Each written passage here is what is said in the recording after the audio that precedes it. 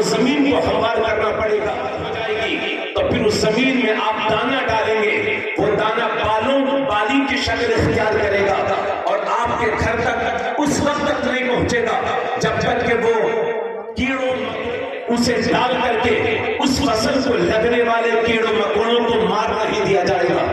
आप चाहे कितनी भी बेहतरीन जमीन पर खेती करें, चाहे कितना, जब उस फसल में लगते हुए कीड़ों को दवाई या दीगर जराई के जरिए से मार दिया जाएगा। मुझे कहने नहीं दिया जाए कि हिंदुस्तान के अंदर जब इस्लाम के लिए अपना लहू दे करके इस मुल्क में इस्लाम के लिए जमीन तैयार की है, और जब इस मुल्क में इस्लाम के लिए जमीन तैयार हो गई तो तैयारशुदा जमीन पर फसल उगाने के लिए मेरे नबी ने ख्वाजा मोइनुद्दीन चिश्ती को भेज दिया है।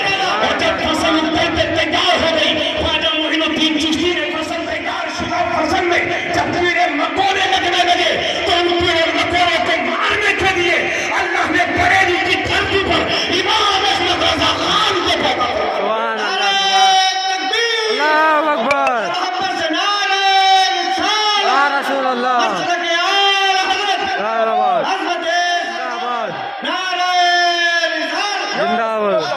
इसलिए हम बहराइच के वासी से भी मोहब्बत करते हैं।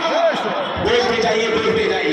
गोंडा शहर में नहीं बल्कि इमाम अहमद रजा इंटरनेशनल कॉन्फ्रेंस मेरे मुर्शिद गिरामी सरकार ताजुश शरिया के मदरसे में जो 24 सफर मुजफ्फर को कॉन्फ्रेंस होती है, उस स्टेज से भी मैंने कहा, आज मैं कह रहा हूँ, मुल्क के बहुत सारे खित्तों में अर्ज कर चुका हूँ कि इसमें कोई डाउट नहीं कि हिंदुस्तान में इस्लाम को फैलाया है गरीब नवाज ने, लेकिन बचाया है इमाम अहमद रजा।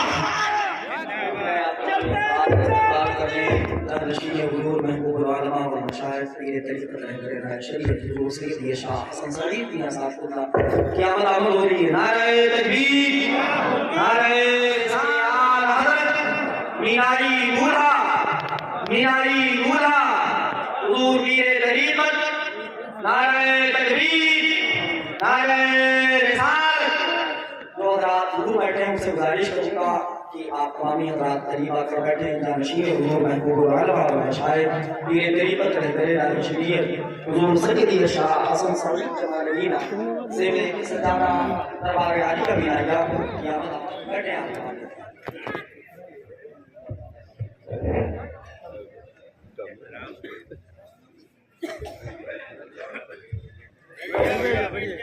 तशरीफ रखें भैया, बैठ जाओ।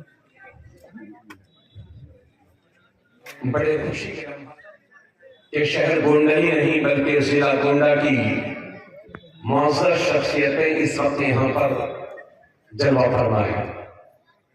हजरत क़ादी निसार अहमद साहब